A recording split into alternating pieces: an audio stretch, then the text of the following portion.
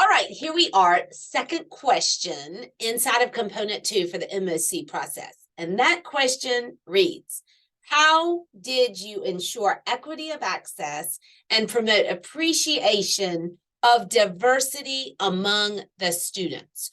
So biggest thing I want to start off with here is everybody gets hung up on that word and diversity.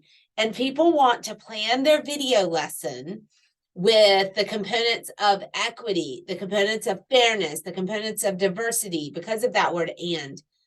Remember, you are able to do and or.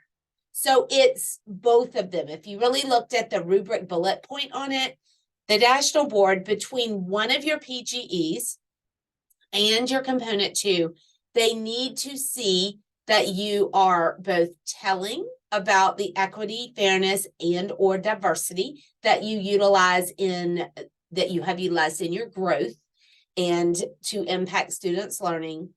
Plus, they want to see it in action in the video. So right now we're talking about the seeing it in component 2. And I always like to advise candidates, the best way to do this is to go into your equity, fairness, diversity standard. Some of you don't have a definitive standard just for that.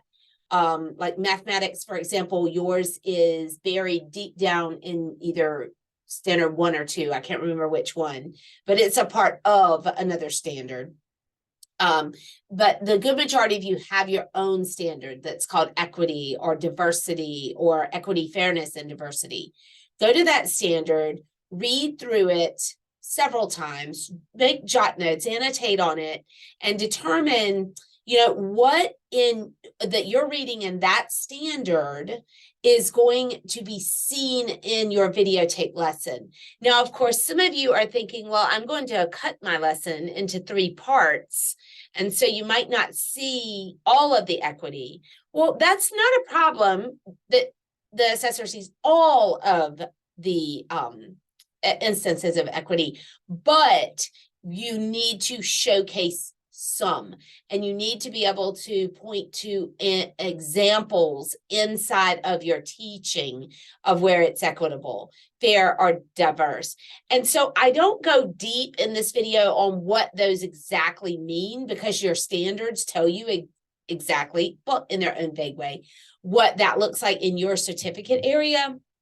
But it will include things in a general sense like choice, differentiation, feedback, kinesthetic, tactile, visual, auditory, just some opportunities that are in different lines for kids. Those are like big overarching things of equity, fairness, and diversity. Additional time, a study buddy, groups that are homogeneous if necessary or heterogeneous if necessary, whatever the lesson dictates, that type of thing.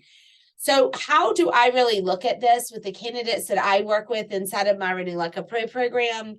I try to break this down into boxes like this. So I like to see you connect to at least 3 pieces of your equity standards. And then I would like you to try before you video to go ahead and earmark which students are going to be impacted by this equity, fairness, or diversity. And then why is this strategy important for those particular kids that are here and how that's going to impact particular students. So super important that you actually have it in your mind and you visualize it before you film so that then those instances that you've outlined in your planning process, because this is 80% planning, 20% implementation, then they're there in your video. They're clear. You knew they were going to be there because you planned for them to be there.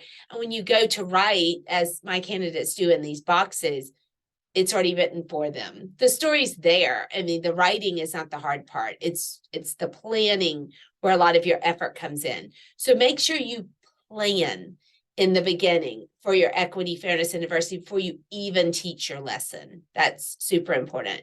If you want more information about Renew Like a Pro and the cohorts that I have or self-paced programming, go over to tracybryantstuckey.com and check it out. I look forward to seeing you there. Bye now.